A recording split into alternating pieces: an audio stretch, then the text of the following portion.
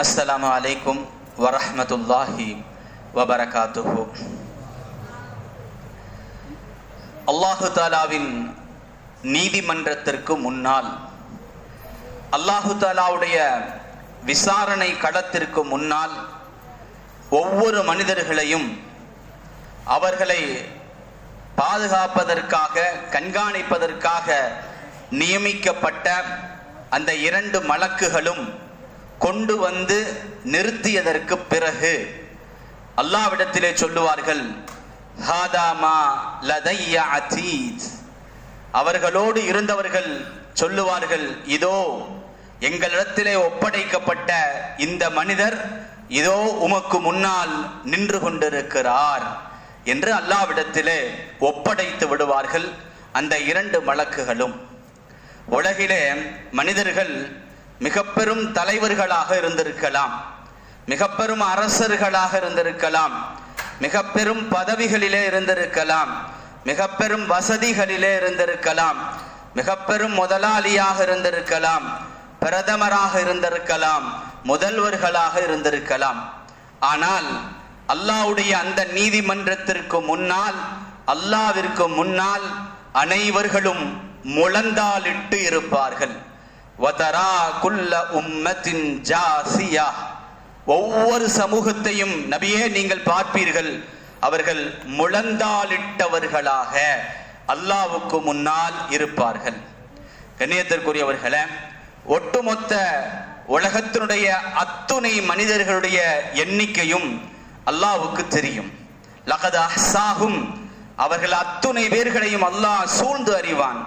வஅத்தஹும் அத்தா, அவர்கள் எத்தனை பேர்கள் என்பதை அல்லாஹு தஆலா எண்ணி வைத்திருக்கிறான்.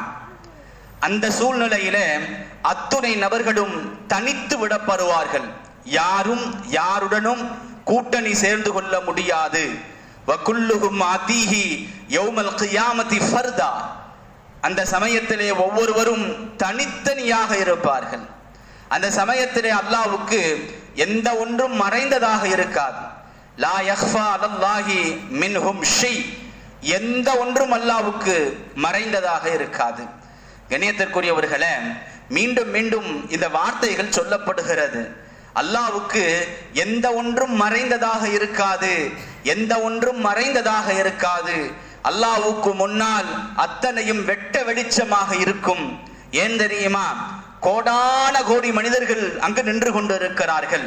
உங்களுக்கு இப்படி தோணலாம், ஏதோ ஒரு மூலையிலே பல 100 கோடி மக்களுக்கு பின்னால் ஒருவர் நின்று கொண்டிருக்கிறார். அவரையுமா அல்லாஹு தஆலா பார்ப்பான், அவரையுமா அல்லாஹு தஆலா கவனிப்பான். ஒரு பெரும் கூட்டம் இருக்கிறது, 1,00,000 நபர்கள் கூடி இருக்கிறார்கள். மேடைக்கு முன்னால் இருப்பவர்கள் தெரியும், கொஞ்சம் தூரம் தள்ளி தெரியும். ஆக கடைசியில 1,00,000வது நபராக இருப்பவரை முன்னால் இருப்பவர்களுக்கு தெரிய வருமா, அறிய வருமா, பார்க்க முடியுமா என்றெல்லாம் நீங்கள் யோசிக்கலாம். அதனால்தான் அல்லாஹு தஆலா அழுத்தமாக சொல்லுகிறான், அன்றைய தினம் அல்லாஹ்வுக்கு எதுவும் யாரும் மறைந்தவர்களாக இருக்க மாட்டார்கள். ஒட்டுமொத்த உலகத்தினுடைய ஒட்டுமொத்த மனிதர்களையும் அல்லாஹு தஆலா உற்று நோக்கி கொண்டிருப்பான். தனித்தனியாக ஒவ்வொரு மனிதர்களையும் அல்லாஹு தஆலா அறிவான். ஒவ்வொரு மனிதர்களுடைய செயல்களையும் அல்லாஹு தஆலா அறிவான். ஒவ்வொரு மனிதர்களிடத்திலும் தனித்தனியாக அல்லாஹு தஆலா விசாரணை செய்வான். அல்லாஹ்விடத்திலே யாரும் எதுவும் மறைந்ததாக இருக்காது என்பதை அல்லாஹு தஆலா ஆணித்தரமாக உறுதி செய்கிறான். கண்ணியத்திற்குரியவர்களே, விசாரணை களம் தயாராகிறது. மனிதன் உலகத்திலே என்னவெல்லாம் செய்தானோ அத்தனையும் அங்கு விசாரிக்கப்பட வேண்டும். எனவே மனிதனோடு தொடர்புடைய அத்தனையும் அத்துணை பேர்களும் அங்கு கொண்டு வரப்படுவார்கள். முதலிலே ஜின் கூட்டத்தார், வயௌம யஹ்ஷுருஹும் ஜமீஆ, அத்துணை பேர்களும் அன்று ஒன்று சேர்க்கப்படுவார்கள். யா மாஷரல் ஜின், ஜின் கூட்டத்தார்களே என்று அல்லாஹு தஆலா அழைத்தவர்களிடத்திலே பேசுவான். அப்படியானால் உலகத்திலே இருக்கக்கூடிய அத்துணை ஜின் கூட்டத்தார்களும் அங்கு சமர்ப்பிக்கப்படுவார்கள், கொண்டு வரப்படுவார்கள். ஷைத்தான்கள் அங்கு கொண்டு வரப்படுவார்கள். ஃபரப்பிக்க, உம்முடைய இரட்சகனின் மீது சத்தியமாக, லநஹ்ஷுரன்னஹும் அவர்கள் அத்துணை வேர்களையும் ஒன்று சேர்ப்போம், ஷைத்தான்களையும் நாம் ஒன்று சேர்ப்போம். அதே போன்று உலகத்தில் யாரெல்லாம் எதையெல்லாம் எவர்களையெல்லாம் வணங்கி கொண்டிருந்தார்களோ, அல்லாஹ் அல்லாதவைகளாக எதையெல்லாம் எவர்களையெல்லாம் வணங்கி கொண்டிருந்தார்களோ, அல்லாஹ் அல்லாமல் எதையெல்லாம் அழைத்து கொண்டிருந்தார்களோ அத்தனையும் அங்கு கொண்டு வரப்படும். சில சமயங்களிலே சில மலக்குமார்களை தெய்வங்களாக வணங்கி கொண்டிருந்திருப்பார்கள். எனவே சும்ம யகூலுலில் மலாயிகத்தி, மலக்குமார்களிடத்திலே கேட்கப்படும், அவர்களையும் கொண்டு வரப்படும். வஜீஅ பின் நபியின, நபிமார்களையும் கொண்டு வரப்படும்.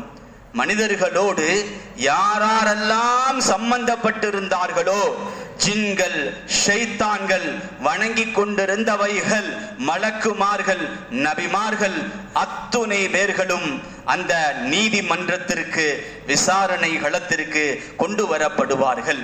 கண்ணியத்திற்குரியவர்களே, மனிதனுடைய சாட்சியாக பூமி இருக்கும். இந்த பூமி மனிதனுடைய பெரும் சாட்சியாக இருக்கும்.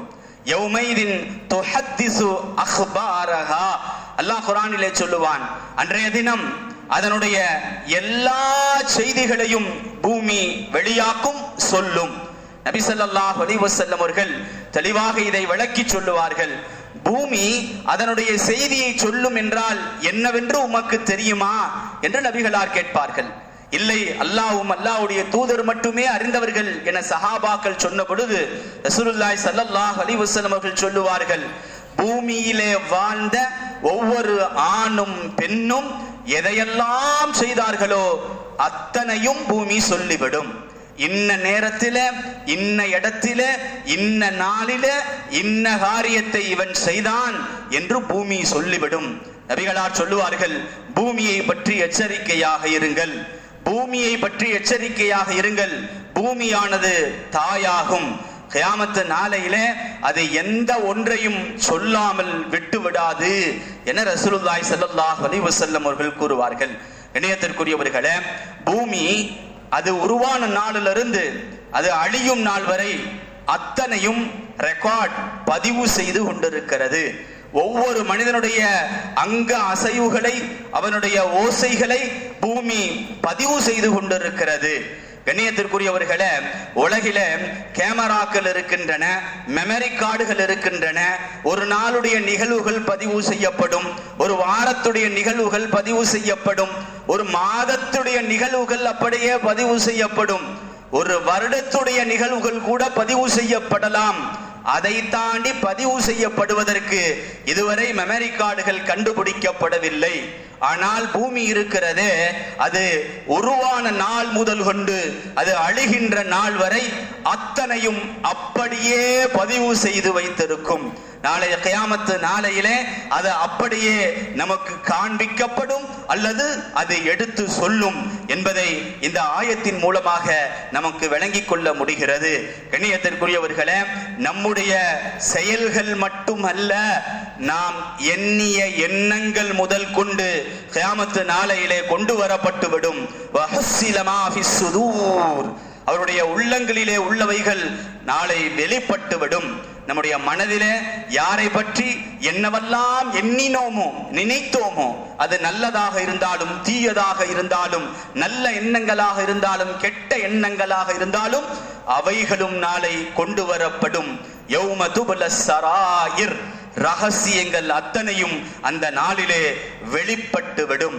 அப்படிப்பட்ட அந்த நாள் மேலும் பல விஷயங்களை நமக்கு சொல்ல காத்திருக்கிறது. இன்றைய அஸ்மாஉல் ஹுஸ்னாவுக்கு சென்று விடுவோம். யா கஃபார், அதிகம் மன்னிக்க கூடியவனே. யா கஃபார், அதிகம் மன்னிக்க கூடியவனே. யா கஹார், அதிகாரம் படைத்தவனே. யா கஹார், அதிகாரம் படைத்தவனே. யா கஃபார், யா கஹார், இந்த இரண்டு அல்லாஹ்வின் அழகிய திருநாமங்களை நாளை முழுவதும் சொல்லிக் கொண்டிருங்கள். இன்றைய திக்ருக்கு சென்று விடுவோம். நபி ஸல்லல்லாஹு அலைஹி வஸல்லம் அவர்கள் கேட்பார்கள். ஹாக்கிமிலே இந்த ஹதீஸ் பதிவு செய்யப்படுகிறது. சஅத் ரலியல்லாஹு தஆலா அவர்கள் அறிவிப்பு செய்வார்கள்.